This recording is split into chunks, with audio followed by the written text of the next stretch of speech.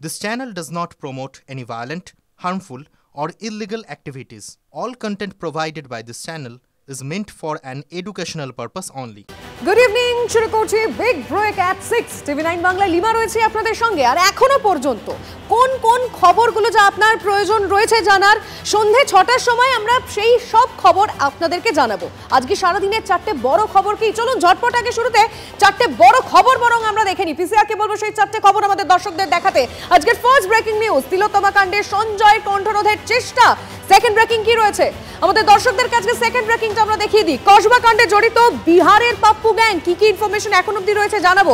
তার আগে চলুন থার্ড ব্রেকিং নিউজ কি রয়েছে আজকে 3 নম্বর বড় খবর, ঝিলপাড়ে টোপ, জলাভূমিতে কোপ। 4 নম্বর বড় খবর কি রয়েছে আজকের ফোর্থ ব্রেকিং নিউজে রয়েছে টাকা দিয়ে বিধায়ক বিতর্কে ভাতারের এমএলএ, তার ডিটেলও আজ রয়েছে।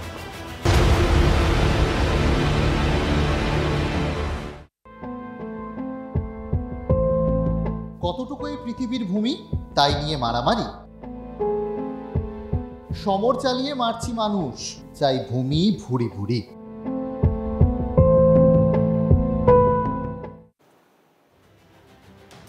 আজকের দিনে দাঁড়িয়ে কথা অস্বীকার করার উপায় নেই, জমি এখন সোনার মতো দাম। জমির দর নামা দুরস্ত, বরং দিনে দিনে বাড়ছে। আর সেখানে কলকাতার মতো মেট্রো সিটিতে জমি তো ছেড়েই দিন, জলাশয় পর্যন্ত দখল হয়ে যাচ্ছে। একবার জলাশয় বুঝিয়ে ফেলতে পারলেই সেই জমি হয়ে উঠছে টাকার খনি। আজ দেখাবো ঝিলপাড়ে টোপ, জলাভূমিতে কোপ।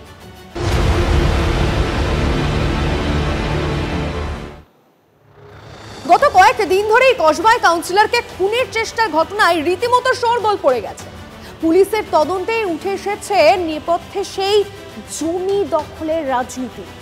একবার ভাবুন তো, দক্ষিণ কলকাতার অভিজাত আবাসনের পিছনে যদি কোনো জলাশয় থাকে, তাহলে সেটা কি আর অসাধু চক্রের নজর এড়িয়ে যাবে? সাউথ সিটির পিছনে বিক্রমগড় ঝিলের কথা আপনাদের বলছি, যেই ঝিল দখলের চেষ্টায় একদল অসাধু চক্র। বিক্রমগড় ঝিল, সেই 2010 সাল থেকে এই ঝিলের উন্নতি হবে, এই ঝিলের সৌন্দর্যায়ন হবে বলে এলাকাবাসীর আশ্বাস পেয়ে এসেছেন।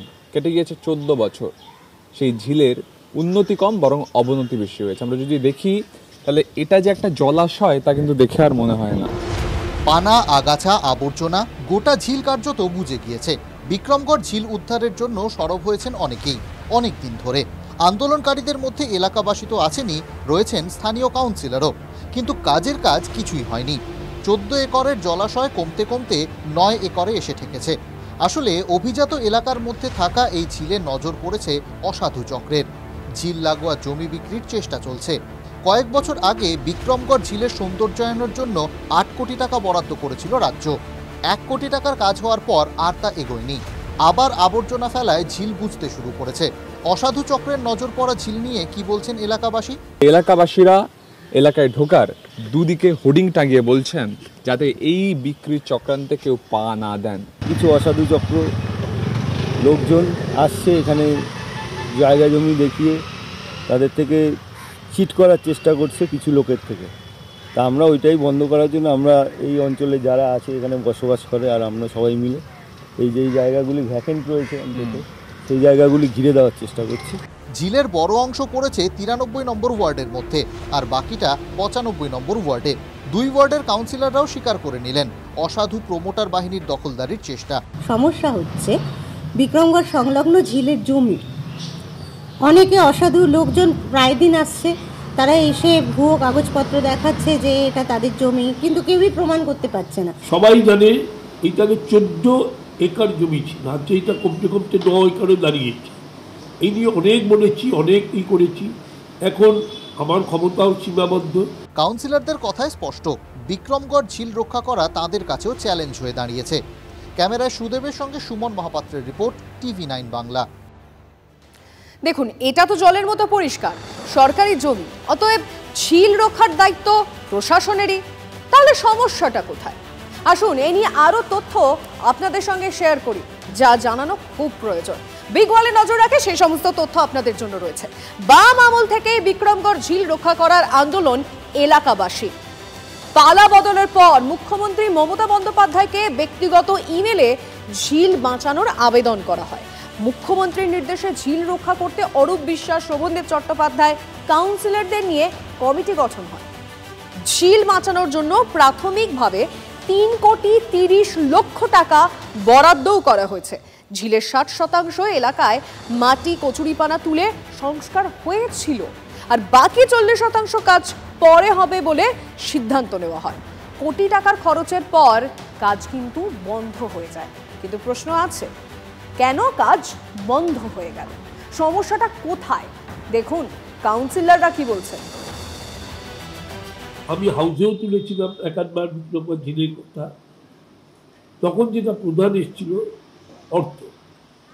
লাস্ট যেটা জানতে পেরেছি, রাজ্যের একটা ডিপার্টমেন্ট আছে যেখানে জলাভূমি রক্ষার জন্য প্রপোজালগুলো যায়, এবং এখন সেখানে প্রপোজালটা গেছে।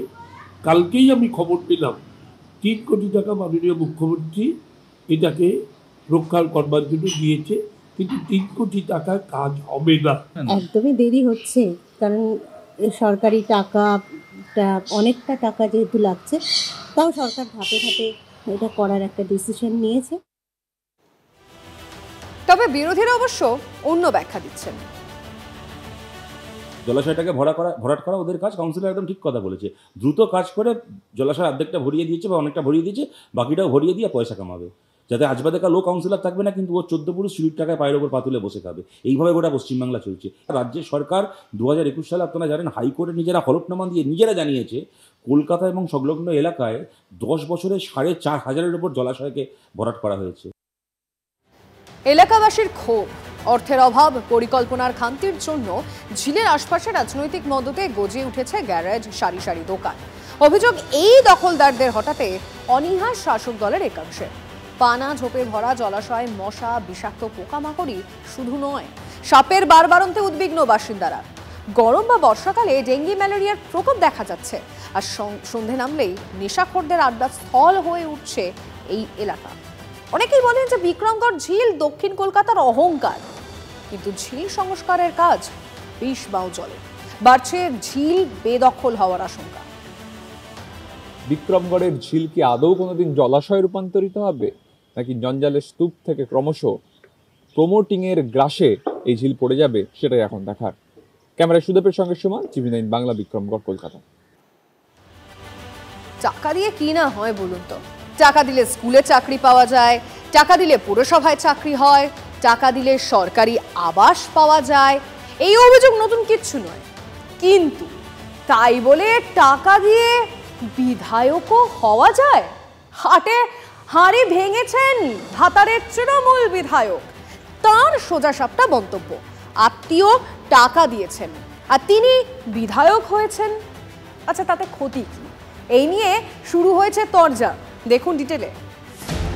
ঘোড়া কেনা বেচা, টাকা দিয়ে ভোটের টিকিট কেনা, বঙ্গ রাজনীতিতে এসব নিয়ে জল্পনা নতুন নয়। শাসক হোক কিংবা বিরোধী শিবির, ভোটের আগে সব শিবিরেই এমন অভিযোগ ওঠে। এবার সেই প্রসঙ্গ টেনে বিতর্ক বাঁধালেন পূর্ব বর্ধমানের তৃণমূল কংগ্রেস বিধায়ক। একদিকে ভাতারের তৃণমূল বিধায়ক মানগোবিন্দ অধিকারী, আর অন্যদিকে ভাতার ব্লকের সহসভাপতি অশোক হাজরা।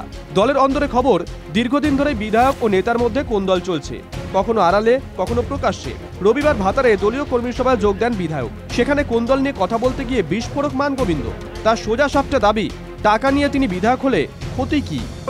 অনেকে আমাকে গাল দিয়েছে যে আমি এই হয়েছে, অমুক হয়েছে, টাকা এমএলএ হয়েছি। আরে সে আমার আত্মীয়, সে আমাকে টাকা দিয়েছে, আমি এমএলএ হয়েছি, তো ক্ষতি কি আছে? তার মানে 2021 সালে বিধানসভা ভোটে তাহলে কি এই ফর্মুলাতেই বাজিমাত করেছিলেন বিধায়ক মশাই? মানগোবিন্দ অধিকারীর এমন স্বীকারোক্তিতে দলের অন্দরে জোর চর্চা শুরু হয়েছে। তবে এবারই প্রথম নয়, মুখ খুলে এর আগেও বিতর্কে জড়িয়েছেন ভাতারের তৃণমূল কংগ্রেস বিধায়ক। দুর্গাপুজোর সরকারি অনুদান নিয়ে ক্লাবগুলোকে হুঁশিয়ারি দিতে গিয়ে বিধায়ক বলেছিলেন, মাননীয় মুখ্যমন্ত্রী যে টাকাটা দিচ্ছে তার ছবি যেন প্রত্যেকটা প্যান্ডেলে টাঙানো থাকে। তো অনেকে টাকা নিচ্ছেন কিন্তু মুখ্যমন্ত্রী ছবি টাঙাচ্ছেন না, তাহলে আমরা টাকাটা নেবেন না। যারা মুখ্যমন্ত্রী ছবি টাঙাতে তাদের অসুবিধা, তারা টাকাটা না নেয় ভালো। সেই সময় মানগোবিন্দর মন্তব্য নিয়ে কম হইচই হয়নি। এবার ভাতারে তৃণমূল বিধায়কের টাকা দিয়ে বিধায়ক হওয়ার মন্তব্যে ময়দানে বিরোধীরা। একটাই নীতি, সেটা হচ্ছে দুর্নীতি। নেতা মন্ত্রী হতে গেলে যে দলকে টাকা দিতে হয়, এটা খুব সুস্পষ্ট প্রমাণিত ছিল। আজকে তাদেরই দলের বিধায়ক মানগোবিন্দ অধিকারী নিজের নির্বাচনী ক্ষেত্রে কথাটা বলে সর্বসমক্ষে এটা স্বীকার করে এটা সাধারণ মানুষের কাছে আরো সুস্পষ্টভাবে এই জায়গাটা ক্লিয়ার করে দিলেন। এক ধাপ এগিয়ে প্রাক্তন প্রদেশ কংগ্রেস সভাপতির খোঁচা। দিদি তো বলছেই পয়সা ফেঁকো তামাশা দেখো, দিদির দলের লোকরা এমএলএ হবে, টাকা দিয়ে ক্ষতি কিয়েছে। এমএলএর পর তারা বলবে এবার আমাদের কাজ মেরেলে, অর্থাৎ মেরে খা।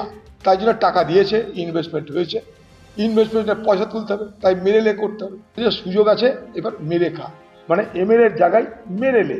তৃণমূল কংগ্রেসে এই ধরনের নমিনেশন টাকা দিয়ে এ ধরনের কোনো ঘটনা তৃণমূল কংগ্রেসে, আর যদি উনি কনভিন্সড হয়ে থাকেন তাহলে তিনি তার দলের লোকদের বলে দেবেন যে কাকে দিয়েছিলেন, কেন দিয়েছিলেন ইত্যাদি।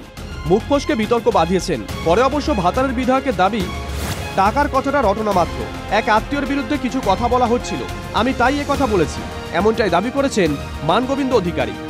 বর্ধমান থেকে মনতোষ পোদ্দারের রিপোর্ট, TV9 বাংলা।